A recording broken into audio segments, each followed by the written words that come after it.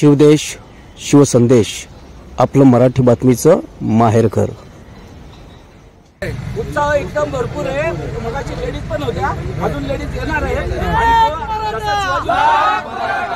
शिवाजी महाराजांना मराठ्यांनी साथ दिली तशी आमचे सर्व मराठे हे जरांगे पाटलांना साथ देणार आहेत आणि मराठा आरक्षण घेणारच आहेत। आता लाखोंच्या संख्येने भीड चालली, आता कोटी आकडा होईल तिथं, कोटी कोटीची एवढी कशी काय सोय सुविधा, आता कसं होईल ते? जर सरकार जर मतदानासाठी आमचा उपयोग करत असेल तर आता त्यांनी त्याची सोय करायलाच पाहिजे आणि आम्ही घेतल्याशिवाय थांबणार नाही।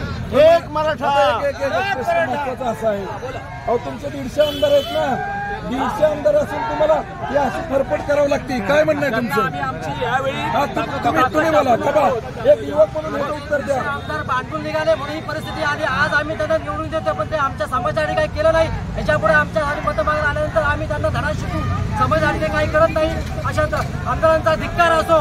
छगन भुजबळ साहेबांचं वारंवार या ठिकाणी आपल्याला विरोध होता, आपल्या समाजाला आरक्षण द्यायला विरोध होता। छगन भुजबळ हा भांडून आहे, देवेंद्र फडणवीसचा हा समाजाला वेठी धरतोय, त्याचा ओबीसीशी काही संबंध नाहीये, हा समाजाचा नाहीये, ओबीसी समाजाचा नाहीये। लक्षात ठेवा की जरांगे पाटलांच्या नादी लागू नका। हा मराठा जरांगे पाटलांच्या पाठीशी खंबीरपणे अख्खा महाराष्ट्र उभा आहे। जर आरक्षण दिलं नाही अख्ख्या देशामध्ये आम्ही आरक्षण माजू आणि सरकारला रस्त्यावरती आणू। बरं, या ठिकाणी बघा खूप उत्साह आहे, आणखी कुणाला बोलायचं का? आणखी काय काय काय वाटतं आता सर्व 350 वर्षानंतर मराठा एक झालेला आहे, काय वाटतंय? आपल्या मराठा जनसमुदायामध्ये संपूर्ण उत्साहाचं वातावरण आहे।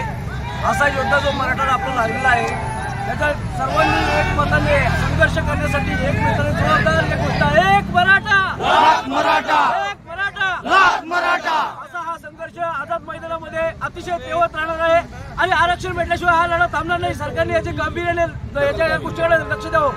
एक मराठा।